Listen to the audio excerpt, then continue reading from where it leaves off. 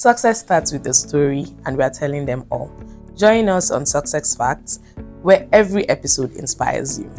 We are joined by someone whose work mostly happens behind the scene, yet plays a pivotal role in steering companies through complex legal landscapes. As a trusted legal advisor and a corporate guardian, they've been instrumental in navigating high-stake negotiations, ensuring compliances, and turning legal challenges into strategic opportunities. Please welcome Barrister Joy Kefas. Thank you for joining us today, ma'am. How are you today? I'm very well, thank you. Okay. So, was it ever a plan for you to become a lawyer in a real estate business? Well, no, it wasn't even a plan for me to be a lawyer. I was talked, convinced into studying law as a course in the university. And then graduating, coming out of school, I tried a lot of things and I found myself doing property. And the fact that I was already called to bar at the time, I used my legal knowledge to do some legal stuff, and then I just thought it was something I could do more. So was there a point where you felt like giving up? Of course, I even gave up, to be honest. I've tried a lot of things. I did a lot of businesses in school. I tried things outside school and everything worked. So starting real estate, and it took months and weeks and a long time for me to make a sale. The people I used to work for frustrated me a lot. So I remember calling my friend who is the MD, and I'm like, I'm not interested in this thing anymore. I'm not doing it with you. Tired. And he's just like, we cannot give up now. We've gone through a lot already. He was out of town at the time, and I honestly just stopped going. I lost interest. I was just home for a period. And then when he got back, he's like, we had to look for a property for someone. And then he just gingered up again, and then start again. Yeah, because honestly, I gave up because it took too long. I just had support, I would say. I had good company. I was associating with the right person at the time who stood by me to just let me know that okay, it would take time, but it would click in the end. How has your legal background helped you succeed in your real estate journey? My legal background, though I didn't practice, is basically knowledge I learned from school and all. It helped me in property because I now know the steps to take in acquiring property. I know what to do when a client purchases a property. I know how to go about issues that arise in the legal aspect. So things I've learned in school has helped me generally. So it's like a 2-in-1, real estate and law. Yeah. You're looking absolutely stunning. I forgot to say that. How much is the hair you're putting on today, if you care to share? Yeah. Expensive. That's a good one. But how do you afford things like this? You know, your outfit, your hair, you're looking very good. Honestly, anywhere in the real estate, and my salary can buy this hair, but I earn commission, get a lot of bonuses. I'm working hard, so hard work I get a lot of bonuses, and so that's what makes me afford all of this. To be honest, it can't be salary. So your hard work, it's the fruit of your labor. Yes. Why real estate? You know, as a lawyer, why not somewhere like Ministry of Justice, law firms, things like that? I hope my father doesn't see this. Honestly, I would say it just paid me better. Because leaving school, trying things, I wasn't about to go back being broke. And the few offices I applied were offering to pay me 50K. That cannot pay both to work. So I just lost interest, and I was trying new things that would be able to take care of me, because I was in Abuja, my parents were not here, and so you had to survive.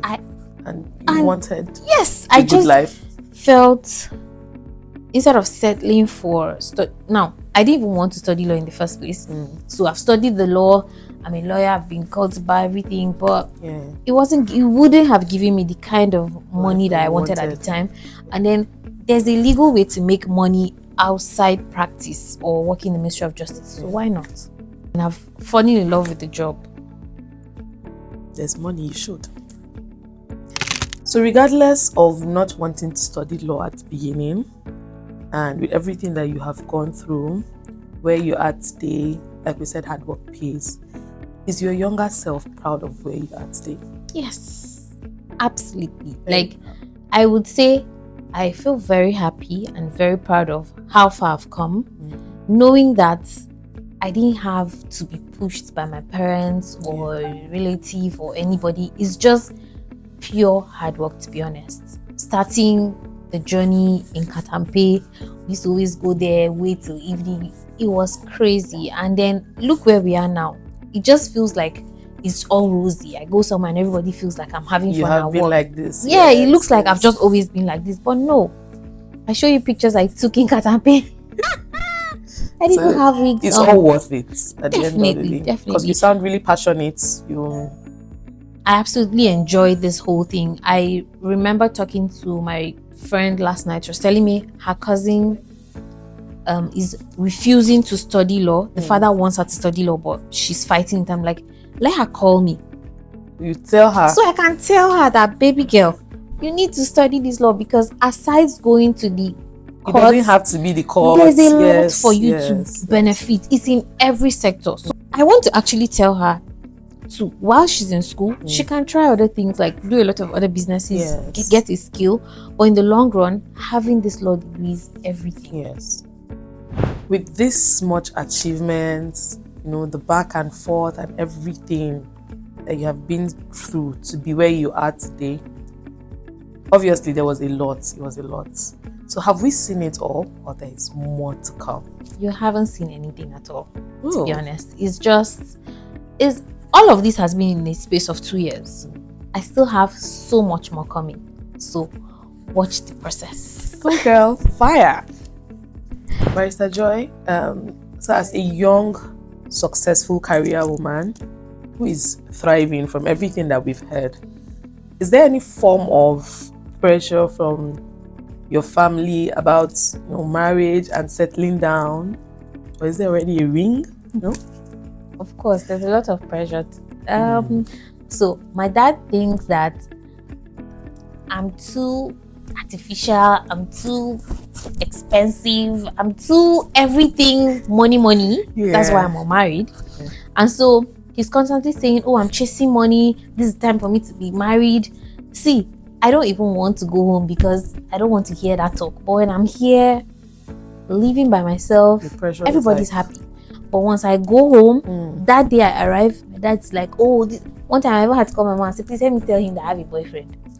May calm down. So you know how parents are. They don't care much about how much you have or how much you're making if you're married at my age. Especially northern I'm still parents. Pretty young, but because I'm northern, it's just normal that I have a husband. So don't worry, Odogu Day Road. Odogu Day Road, Odogu Day Road. You think men get intimidated by how you look or what you do? I work in a busy space. I go to places, so of course I'll meet different kind of people. Yes. I meet the ones that get intimidated, but there are a lot of very bold men in this Abuja.